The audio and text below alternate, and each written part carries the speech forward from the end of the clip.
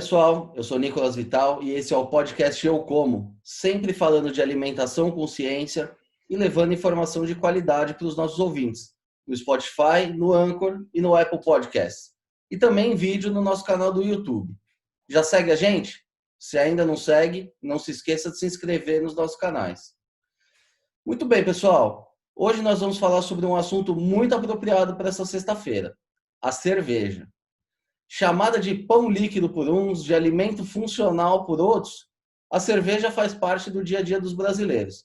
Mas o que pouca gente se dá conta é que a produção da bebida exige muita ciência.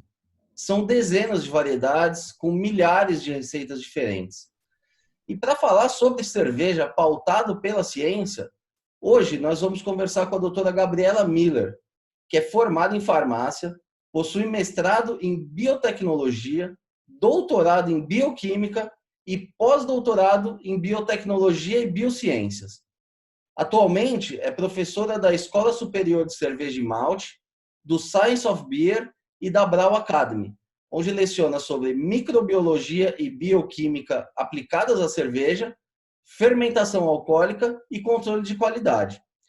A doutora Gabriela produz cerveja em casa desde 2011 e hoje tem uma empresa especializada na produção de kits para controle de qualidade e fermentos líquidos, a Levitec Tecnologia Viva, em Florianópolis.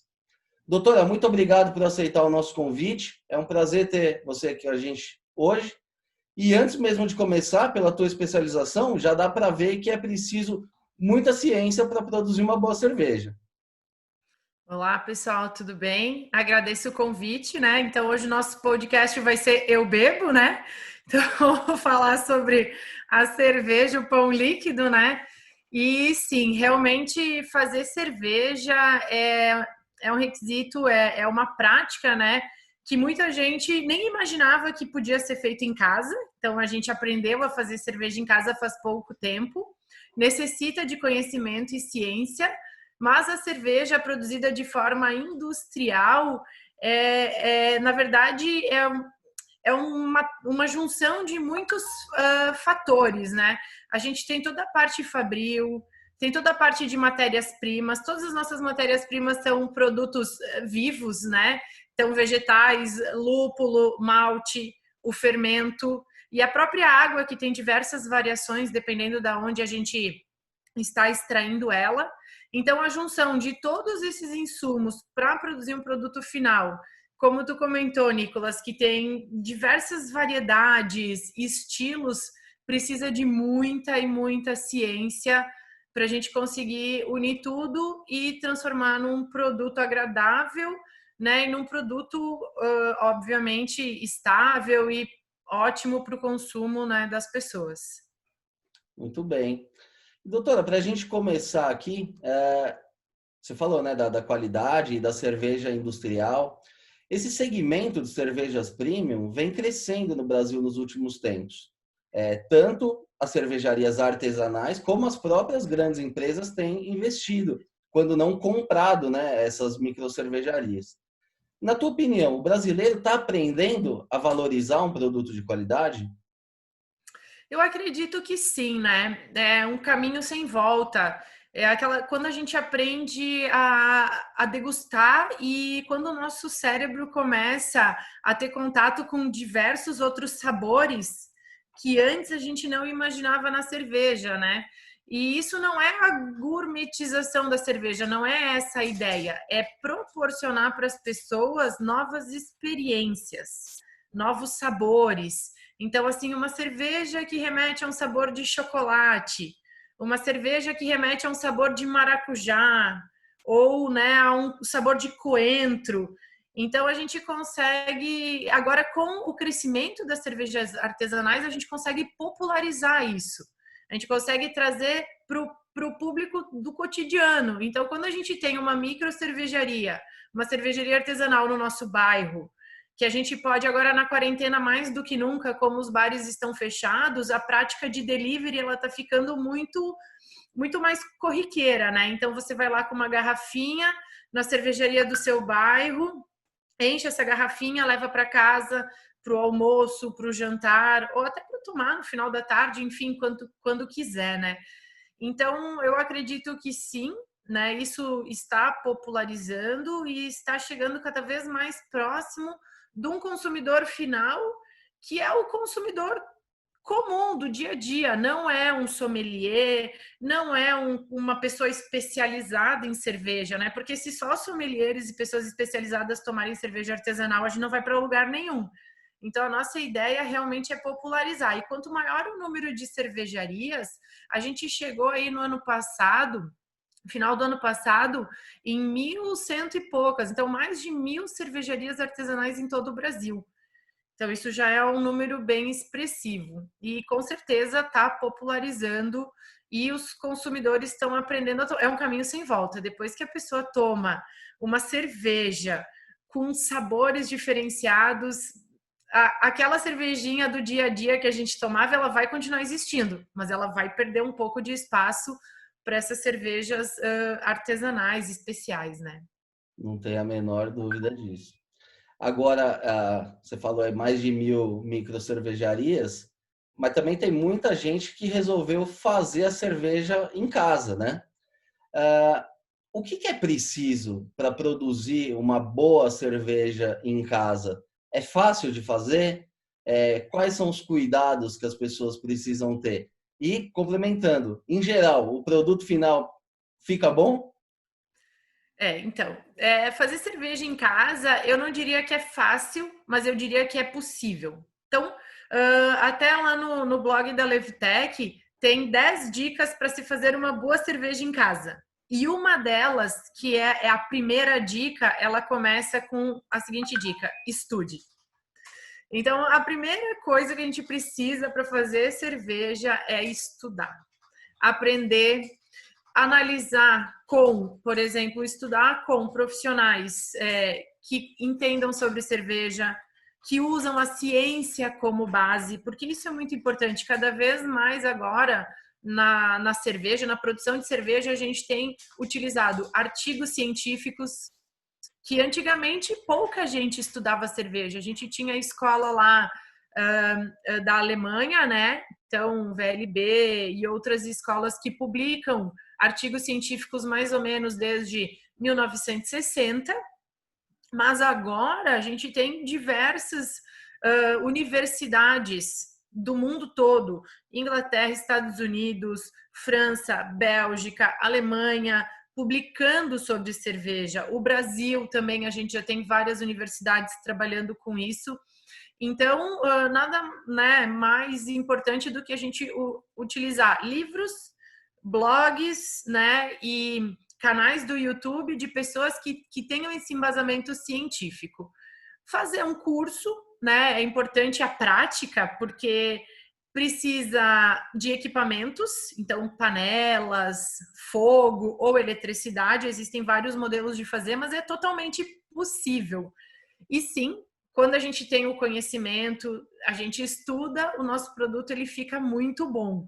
E é uma alternativa mais barata, digamos assim, né, para quem quer tomar aquela cervejinha artesanal, mas mais do que isso, é o prazer de você fazer a sua própria bebida, do mesmo prazer de você fazer o seu próprio pão, o seu próprio alimento, você colocar a sua energia, o seu conhecimento, o seu amor naquilo que está fazendo e depois degustar, né? Então, a cerveja artesanal no Brasil, ela teve um grande boom, digamos, em 2008, tanto a cerveja artesanal profissional como a caseira, né? E cada vez mais a gente vem tendo adeptos. E o mais legal da cerveja em casa é que você pode criar o que quiser. Você não precisa seguir guias, você pode fazer cerveja com plantas, com raízes, com frutas, especiarias. Então, assim, não tem limite, né? Não tem limite para criação. Então, isso que é o mais legal da cerveja artesanal ou cerveja caseira, né? Para a gente diferenciar, cerveja caseira é o que a gente faz na nossa panelinha em casa e cerveja artesanal a gente pode deixar esse termo para a indústria dessas microcervejarias. E essas misturas aí não são uma afronta à lei de pureza alemã? Lei de pureza alemã está na Alemanha, nós estamos no Brasil, né? Então, assim, com a nossa biodiversidade, ficar preso numa lei de 1800 e bolinha não faz o menor sentido, né? Na própria Alemanha, eles já estão revisando que também não é um atraso, na verdade, a gente ficar preso. Tanto que até o Ministério da agropecuária, né, o MAPA, ele no final do ano passado, em dezembro do ano passado, ele reeditou a instrução normativa que trata sobre cervejas, permitindo a adição de outros insumos que antes não eram permitidos, então como mel, lactose, né? Então insumos de origem animal que antigamente não era permitido a adição na cerveja, somente insumos de origem vegetal. Então, isso mostra a revolução da cerveja artesanal, né? Essas novidades que as pessoas já queriam colocar na cerveja de forma comercial e não era regulamentada, né? Então, isso veio uma pressão que surgiu dos caseiros e o MAPA acabou entendendo que isso traz benefícios para o nosso mercado, né? Porque uma cerveja com adição de mel, ela é super saborosa, ela tem outros sabores. Uma cerveja com adição de lactose, ela tem uma textura que parece um milkshake. Então, são experiências novas que a gente tem com a cerveja. Essa da lactose eu não conhecia, vou procurar me informar. Procura umas milkshake IPA, milkshake stout, pastry stout. Pastry stout é uma coisa muito nova também. Então, é uma cerveja que se baseia num estilo stout, mas que traz todo um dulçor e uma textura lembrando uma sobremesa. E elas estão disponíveis no mercado aqui no Brasil? Sim, estão disponíveis no mercado. As microcervejarias nacionais, elas já produzem esses estilos. Tem várias microcervejarias que têm no portfólio. É bem bacana. Fica a dica aí para os nossos ouvintes. É. Doutora, bom, essas são cervejas super específicas, né? Quais são os principais tipos de cervejas consumidos no Brasil, os mais populares? A gente sabe que a Pilsen é o número 1, né? Mas, além dela, por onde que o brasileiro começou a sair da Pilsen? Então, o brasileiro começou a sair da Pilsen tomando a cerveja de trigo, a Weizen, né? Que foi sempre uma das primeiras cervejas a serem produzidas desse portfólio de cervejas especiais, né? Então, Weizenbier, ou né, no português cerveja de trigo, ela tem essa característica porque quase 50% dos seus grãos são compostos por trigo, ao invés de cevada, né? Então, a gente tem metade trigo, metade cevada. Isso traz outros sabores, como ela deixa a cerveja mais picante. Aí a gente utiliza uma levedura específica para esse tipo de cerveja que traz um sabor de cravo, um sabor de banana, um éster, né? Então, e ela é uma cerveja um pouco mais pesada, um pouco mais encorpada. Então a gente sente ela mais pesada na boca. Essa literalmente é o pão líquido, né? Que traz muito do trigo também. Então, e depois que o brasileiro começou a tomar e conheceu e não parou mais são as IPAs. Então, as cervejas lupuladas, mais amargas, que agora nas versões mais modernas elas trazem um cítrico, lembrando muito maracujá, toranja, né? Essas frutas mais cítricas. E aí o brasileiro realmente ele virou um exímio tomador de IPA. Né? Então, essas são as que mais saem. E a gente tem um estilo de cerveja brasileiro, que já está no Guia Internacional, que foi concebido por um movimento que chama Catarina Sauer. Então, acho que isso começou há uns 4 anos atrás, mais ou menos. O pessoal, principalmente aqui da região, se uniu para fazer cervejas ácidas, que também é uma coisa que combina muito com o Brasil. Com esse nosso Brasilzão calor, nada melhor do que tomar uma cerveja bem refrescante. Então, essa acidez traz essa refrescância. Então, ela é uma cerveja ácida com adição de frutas frescas, de médio teor alcoólico.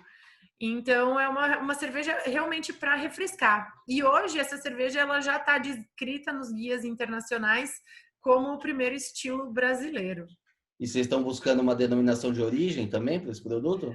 Não, porque na verdade a gente quer difundir realmente o estilo e quer que todas as pessoas possam utilizar diferentes frutas, porque em Santa Catarina a gente tem uma certa restrição de frutas frescas. Então, mais do que nunca, a gente quer que as pessoas do Nordeste, do Norte, e ainda lá que é calor, muito mais calor do que aqui, combina muito mais a Catarina Sour, né, essas cervejas ácidas com esse clima quente e pela disponibilidade da biodiversidade que eles têm de frutas, né, do que propriamente em Santa Catarina. Então, na verdade, isso só foi um movimento encabeçado aqui, mas é um movimento nacional, né? Não existe a necessidade de denominação de origem, absolutamente não. E tecnicamente, qual é a diferença na hora que a pessoa vai produzir entre produzir uma Pilsen, produzir uma Catarina Sour ou produzir uma IPA? Eu nem estou colocando a cerveja de trigo nessa história, porque aí é o trigo que faz a diferença. O que impacta nisso? É a levedura? O que muda? Muda tudo, né? E aí é quando a ciência ela entra junto com a produção realmente das bebidas, né? Então, o que, que a gente vai mudar? Basicamente, como que a gente diferencia a cor da cerveja? Com o malte. Então, eu já tenho diferentes tipos de maltes que são torrados em diferentes temperaturas e diferentes tempos. Então, isso vai me trazer sabor diferente e também coloração. Então, eu já começo a modificar esses meus maltes para fazer cervejas mais claras ou cervejas mais escuras. Depois eu tenho o lúpulo. Então, por exemplo, uma Pilsen é uma cerveja que leva uma quantidade de lúpulo bem baixa, que a gente não sente ela amarga. A Catarina Sour, menos lúpulo ainda, é uma cerveja que praticamente não é lupulada. Já uma IPA é uma cerveja que tem altas quantidades de lúpulo para gerar o amargor.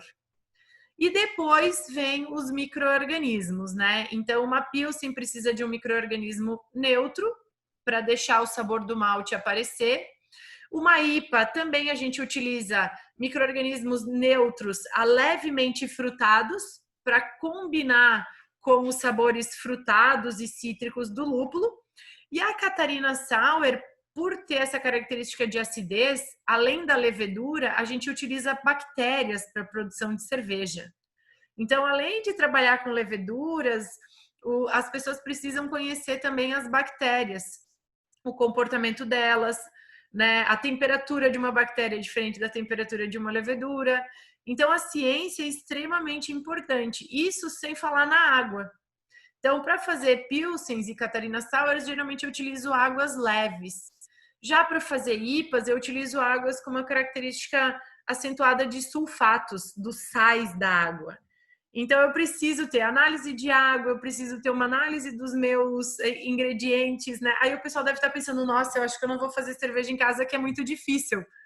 Não, é o que eu falei, precisa estudar, a gente precisa conhecer, né, um pouco da ciência que está envolvida por trás disso, para poder diferenciar os produtos, né? Não impede que você em casa faça um único tipo de produto que você goste de beber. Em casa você faz o que você quiser, né? Mas todos esses ingredientes juntos, eles vão ser responsáveis por diferenciar os produtos, como uma Pilsen, uma Catarina, uma IPA, ou até uma cerveja escura, né? Uma Stout. Então, é bem complexo. Você falou da água, me veio a lembrança agora de não sei, eu vou te perguntar se é um mito ou não. A questão do chopp do Pinguim, lá em Ribeirão É. Preto. Dizem que não existe nada igual por causa da água de Ribeirão Preto. Você já ouviu essa história? Isso faz algum sentido? Já ouvi essa história de Ribeirão Preto, também já ouvi essa história em Petrópolis, no Rio de Janeiro, né? Então, assim, ó, 75% da cerveja é água. Então, sim, a água ela faz toda a diferença numa produção industrial, sem sombra de dúvidas. Doutora, vamos entrar agora na parte dos mitos relacionados à cerveja, né? Que esse é o tema mais polêmico. Primeiro deles, a cerveja deve ser consumida estupidamente gelada? Se não, qual é a temperatura ideal para cada uma dessas principais? Então, vamos lá. Cerveja artesanal jamais deve ser consumida estupidamente gelada, porque senão a gente vai perder todos os sabores diferentes, né, que foram inseridos naquela cerveja. Temperatura de consumo, em geral, de 4 a 8 graus.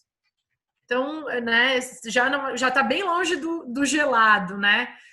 Quanto mais quente a cerveja, mais ésteres, mais sabores ela desprende e a gente consegue degustar melhor essa cerveja.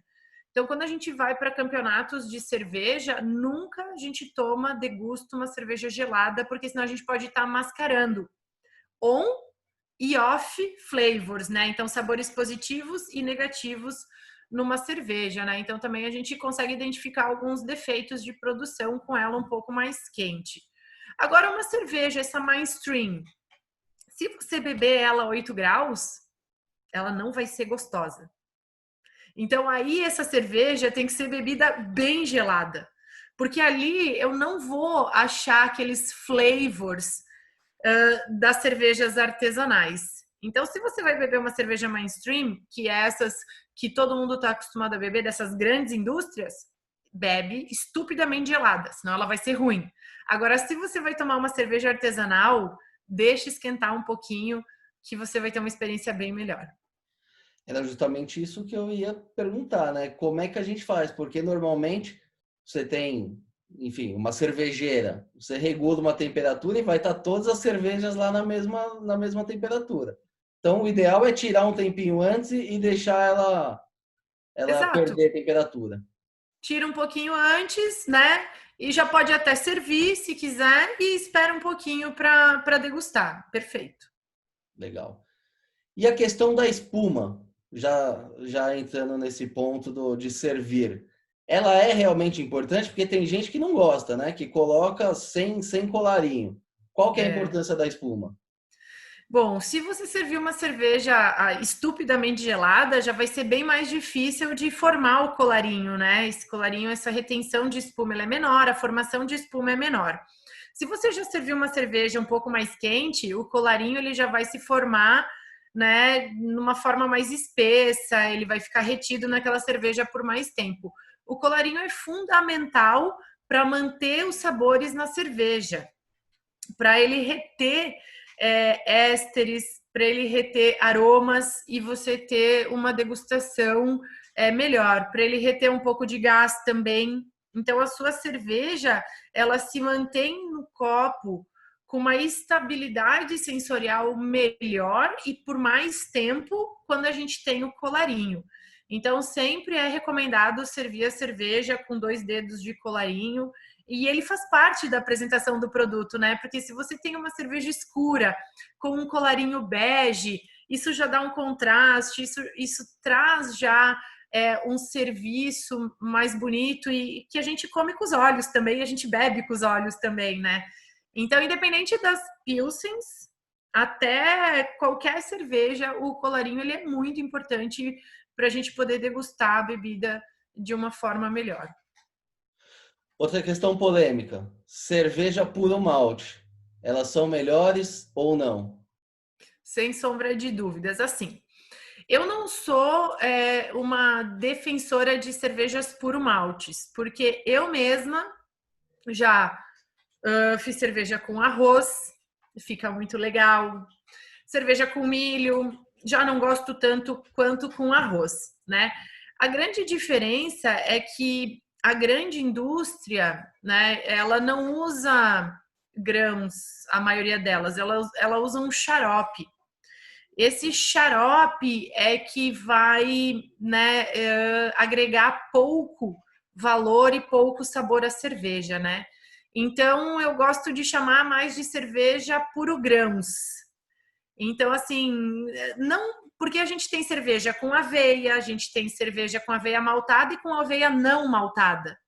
Então, a aveia não maltada, ela já não é mais puro malte, né? A mesma coisa com o trigo, a gente pode ter cerveja com trigo maltado e trigo não maltado. Então, assim, a cerveja com grãos, 100% grãos, realmente ela é uma cerveja que vai trazer mais sabor, vai trazer mais textura, sensação de boca. Então, sem dúvida, ela é uma cerveja superior a essas cervejas comerciais, né, que utilizam outros adjuntos para a produção da bebida. Você já me respondeu em parte o próximo mito aqui. Essas cervejas convencionais, né, que a gente vê aí nos supermercados, que tem grande parte de milho, e você acabou de dizer que não é nem milho, é xarope de milho, elas têm uma qualidade inferior mesmo, é um standardzão, é o básico, é o mínimo que dá para fazer aquilo. É o mínimo que dá para fazer, né? Obviamente, o que eles preconizam? É volume de produção, né? Eles não estão. O objetivo deles não é trazer experiência sensorial para os consumidores como a cerveja artesanal, né? Então, tudo para baratear. Então, você vai ter um xarope, você não precisa espaço de tina para cozinhar os grãos, né? Então, você tem um rendimento melhor, você tem um menor custo de produção. Então, essa é a grande questão. Não é por utilizar milho propriamente dito, né? Mas é o jeito que é feito, os insumos que são utilizados. Então, esse xarope, ele agrega muito pouco. E o problema é a quantidade. Porque uma coisa é você usar 10% de milho numa cerveja, outra coisa é você usar 45% de xarope de milho numa cerveja, né? Então, a proporção ela está muito relacionada também com a qualidade. Então, sim, essa cerveja de massa são cervejas que têm, sem sombra de dúvidas, uma menor qualidade por conta da quantidade e do tipo de adjuntos que eles utilizam. Muito bem. Mais uma. Lata ou garrafa? Existe alguma diferença? Então, no Brasil, a gente não tinha enlatadoras nas micro cervejarias, né? Isso é uma coisa que está acontecendo de 2, 3 anos para cá. E eu, particularmente, sou muito fã da lata. Porque a lata, além de ela ser um produto mais fácil de transportar, é um vasilhame mais barato. Então, isso pode trazer redução de custo e a reciclagem é muito mais rápida, né? Muito mais fácil do que a garrafa. Então, eu acho que é uma tendência do mercado as pessoas, as cervejarias passarem para lata do que para garrafa, né? Uma outra tendência, eu não sei como é que tá ali em São Paulo, mas aqui no Sul é muito, muito forte, é o PET. Então, muita cerveja sendo envasada em garrafa PET. Eu não sou a fã do PET, eu acho que a cerveja perde estabilidade, perde sabor, tu tem muita inserção de oxigênio, mas a lata, com certeza. Pensa se a gente for para uma pescaria, for para a praia, o que é mais fácil manusear, o que é mais fácil descartar, né? Então, com certeza, a lata ela vem para tomar o espaço da garrafa. Mas você diz em termos práticos e econômicos. Agora, tem algum impacto na qualidade da bebida? Não, se bem envasada, impacto nenhum. Agora, a próxima pergunta é relacionada à garrafa. Verde, âmbar, transparente, existe alguma diferença entre elas? Existe a diferença infinita entre elas, né? E aí, mais uma vez, a gente alia a ciência. Por exemplo, o lúpulo, ele é uma matéria-prima que sofre oxidação. Então, o contato com o oxigênio e o contato com a exposição à luz gera sabores desagradáveis na cerveja, que são, por exemplo, o ácido isovalérico ou o light struck. O light struck é o sabor da Heineken. Todo mundo diz, mas a Heineken é amarga. Não, é o sabor que eles utilizam pela garrafa verde. Então, o fato da Heineken ter essa garrafa verde traz essa sensação mais amarga. Tentem comparar em casa. Comprem uma latinha de Heineken e uma long neck de Heineken. E façam um teste para vocês verem como o sabor é totalmente diferente. A latinha ela vai ser mais doce, ela vai ter um sabor de ésteres, enquanto que a long neck vai ser mais escura, mais amarga. A receita é diferente? Não. A única diferença é que na garrafa verde a gente tem exposição à luz, que vai modificar o perfil sensorial dessa cerveja. Por isso que todas as cervejas em garrafa, elas optam pela garrafa âmbar, que diminui essa exposição da luz e não vai gerar esses flavors desagradáveis na cerveja, né? No caso da Heineken, ele já nem é mais desagradável, né? Já é um sabor que se tornou uma marca dessa cerveja. E as garrafas brancas, a gente precisa de, por exemplo, lúpulos que não sofram oxidação. Então já foi desenvolvido lúpulos, né, como Tetra Hops e outros produtos que, quando colocado na cerveja, ele não vai sofrer esse processo de oxidação. E aí eu posso usar uma garrafa transparente. Então também eu tenho que conhecer os efeitos, né, sobre o meu produto para poder escolher a garrafa certa e o insumo certo para minha cerveja ter estabilidade. Agora, fechando aqui a parte dos mitos, questão do copo. Interfere de alguma forma na experiência? Totalmente, né? Então, cervejas mais frutadas, por exemplo, cervejas belgas, que tem aquela característica de ésteres frutados, né? Muito sabor, a gente opta por copos que sejam, né, mais, que tenham um bojo, né? Então, onde a gente consegue ter uma maior liberação desses sabores. Já uma Pilsen, a gente pode tomar num copo mais comum, pode ser uma caldeireta, né? Ou um copo mais alto e mais fino. Então, sim, todas as cervejas que necessitam a liberação de ésteres e sabores são copos que tendem a ter mais o formato arredondado, né? E com certeza cada cerveja tem um copo. E uma experiência muito legal que nos outros países tem, que o Brasil ainda não trouxe, cervejas em latas ou garrafas menores, onde você faz o serviço completo dentro de um copo. Então, cada cerveja tem o seu copo específico. Não é para compartilhar, né? Mas é aquela experiência que nem a trigo, por exemplo. Trigo, geralmente a gente faz isso, né? Mexe a garrafa para ela ficar bem turva, todas as leveduras entrarem em suspensão e faz o serviço num único copo. Então, isso é uma coisa bem legal, porque daí você consegue aliar a cerveja àquele copo específico para gerar aquela experiência. Né? Então, é uma coisa que na Bélgica isso tem muito, na Holanda, outros países, e no Brasil a gente ainda não conseguiu, né, trazer esse tipo de serviço, mas com certeza é uma coisa que vai surgir com o tempo. A de trigo já ficou bem popular, né? As pessoas já têm os copos específicos, já fazem o serviço bem apropriado.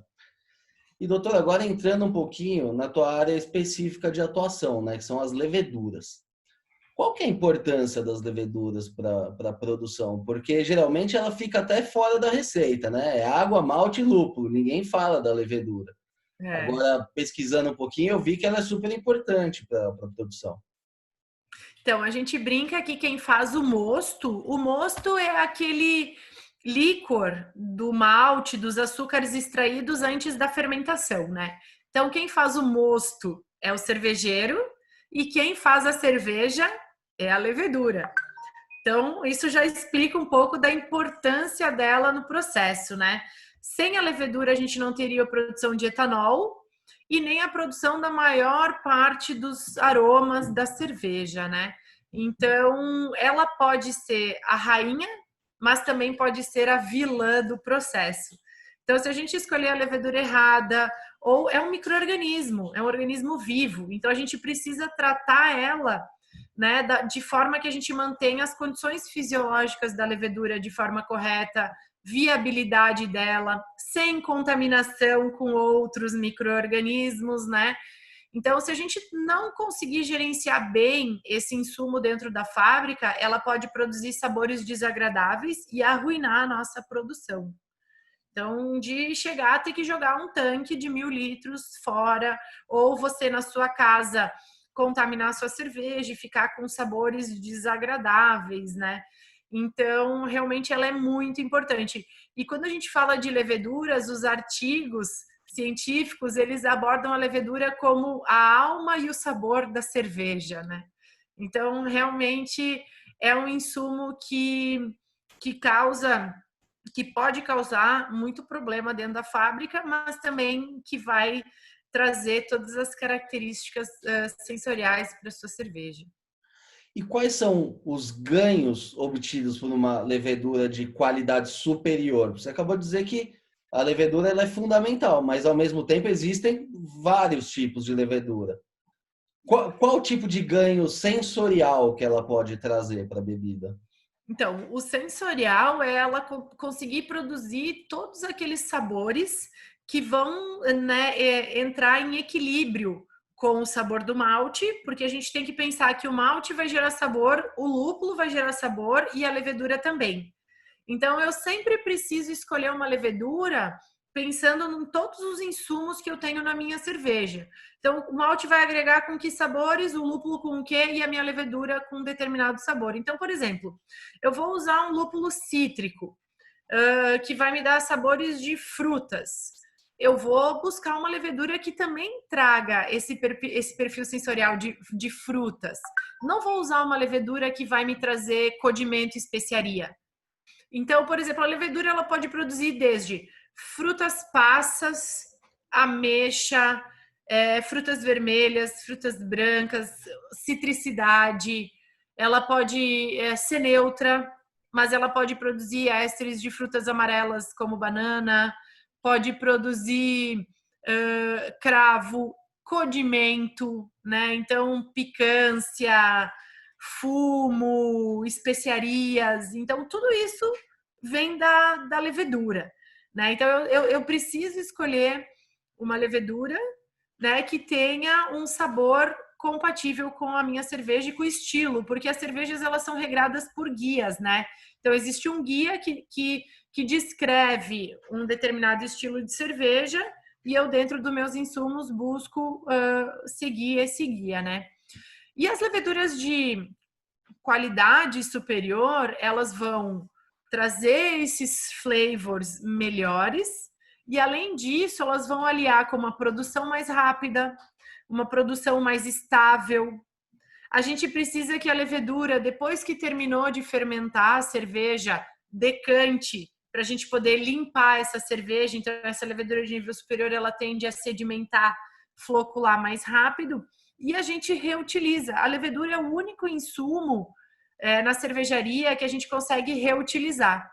Então, leveduras de níveis superiores, elas podem ser reutilizadas várias vezes e vão manter o mesmo padrão de fermentação, o mesmo perfil sensorial, né?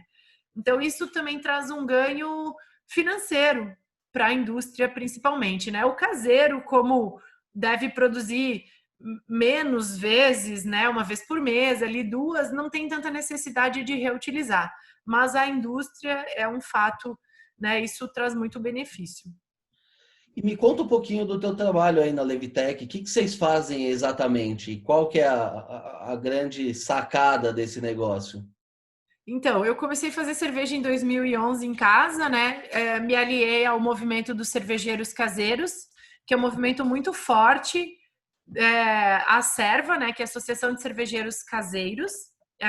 Cada estado tem uma serva. Aqui em Santa Catarina, a Serva Catarinense, ela tem quase 400 associados, né? Então, ela é bem expressiva.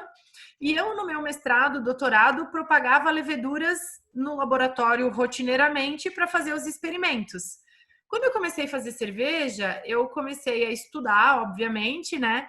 E eu percebi que fora, nos Estados Unidos, na Inglaterra, o pessoal tinha uma gama de leveduras enormes que a gente não tinha no Brasil.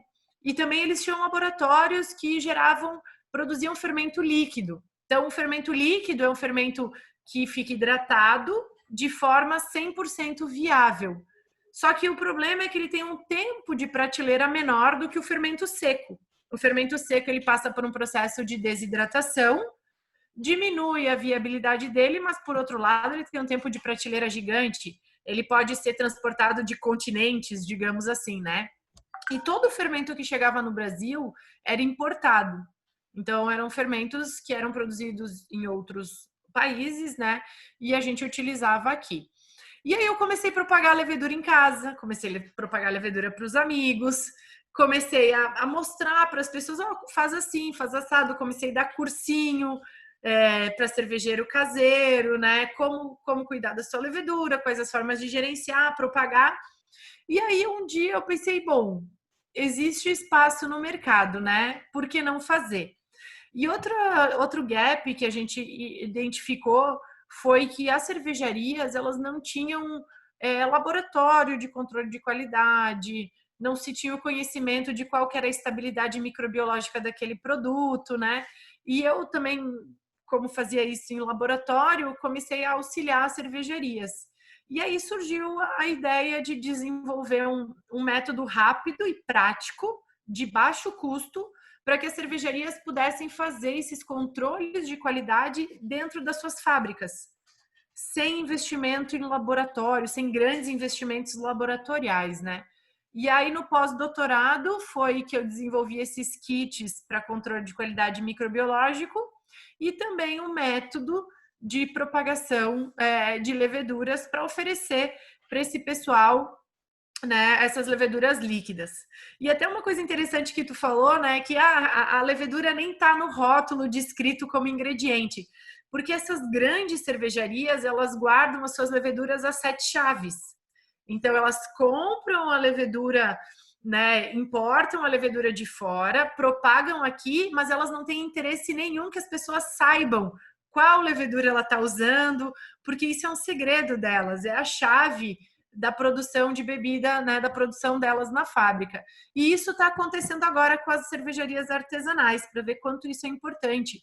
As cervejarias estão enviando as suas cepas próprias para a gente, e a gente tem um banco de leveduras onde a gente guarda essas cepas e propaga especificamente para cada indústria, né? Então, trazendo um pouco daquele modelo de que eu tenho um insumo personalizado meu, eu tenho, né, um diferencial para fazer as minhas cervejas. Então, começou dessa forma. E a gente começou bem pequenininho, a gente começou produzindo ali 160 litros de levedura por mês. Nossa primeira produção foi em janeiro de 2016. E agora a gente tem capacidade para produzir 9 mil litros de fermento por mês. Então, né, teve uma expansão bem grande e a gente tem muito do movimento local, né? A gente quer tomar cerveja local e é muito interessante que as pessoas utilizem também insumos locais, né? Que movimenta a economia, você tem um contato direto com a pessoa que está produzindo, né? Com o seu fornecedor. Então, é um movimento que a gente tenta fazer cada vez mais forte, é o beba local e o brewing local também. Então, brace local, produza, né, o seu produto com insumos locais. Hoje, além de fermento nacional, a gente já tem malterias que produzem maltes especiais, micromalterias no Brasil, aqui em Santa Catarina. A gente já tem lúpulos, né, plantados no Brasil, disponíveis comercialmente. Então, realmente é um segmento que vem crescendo bastante. Uma indústria mesmo, né, que está se formando aqui no país. É. Muito bem, esse papo está ótimo aqui, daria para a gente ficar conversando mais algumas horas sobre esse tema, mas infelizmente o nosso tempo está chegando ao fim. Doutora, obrigado mais uma vez pela entrevista, foi uma verdadeira aula para mim aqui, certamente também para os nossos ouvintes. Agora é relaxar e usar todo esse conhecimento para apreciar a nossa cerveja da melhor forma possível. Com certeza, eu agradeço a oportunidade de conversar também, né, contigo e com todos os teus ouvintes. Realmente a cerveja artesanal ela tem um papel muito importante na sociedade, e conhecer um pouquinho mais sobre como isso é produzido, quais são os viés, né? A gente tem toda a parte da lavoura do campo para fazer os insumos, toda a parte de lúpulo, toda a parte da tecnologia de laboratório para fazer o fermento, né? Então, isso é bem legal, porque às vezes as pessoas nem imaginam como que isso pode acontecer, né, de uma forma mais micro, nem pensando nessas grandes indústrias, né? E o pessoal que quiser fazer cerveja em casa, façam, aventurem-se, porque é uma delícia, é uma forma de você se conectar, né, com um produto e depois poder degustar, né? E a gente tem um lema muito importante que é beba menos e beba melhor. Né? Então, fica a dica aí para o pessoal. A gente não quer incentivar o consumo de cerveja só por beber, né? A gente quer incentivar uma outra experiência, né? Em termos de bebidas alcoólicas. E uma coisa só também que eu quero colocar, que nem tu falou que a cerveja pode ser vista como um produto nutricional, isso é verdade. Em concentrações menores, ela tem um poder antioxidante fantástico. E uma tendência do mercado é começar a produzir cervejas de baixa caloria e de baixo álcool, que é para justamente esse público que ou tem algum problema que não pode tomar, né, bebida alcoólica, ou que realmente quer utilizar a bebida como um isotônico após um esporte, por exemplo, né? Então ela tem altas concentrações de minerais, altas concentrações de proteínas, carboidratos bons, que são aqueles carboidratos de absorção lenta, antioxidantes, como eu já falei. Então, isso está vindo para ficar. Então, cervejas de baixo teor alcoólico e baixa caloria para ser utilizado como isotônico e como um repositor de nutrientes. É isso aí. Muito bem. Muito obrigado mais uma vez, doutora. Eu que agradeço a oportunidade e vamos acompanhando o canal que sempre tem muita novidade, muita ciência, né? É isso aí. Sempre consciência. Com certeza. Muito bem, pessoal. Essa edição do podcast Eu Como vai ficando por aqui. Se gostou da entrevista, não se esqueça de seguir os nossos canais no YouTube, no Spotify ou na sua plataforma de streaming favorita. Aproveite e siga também no Facebook e no Instagram.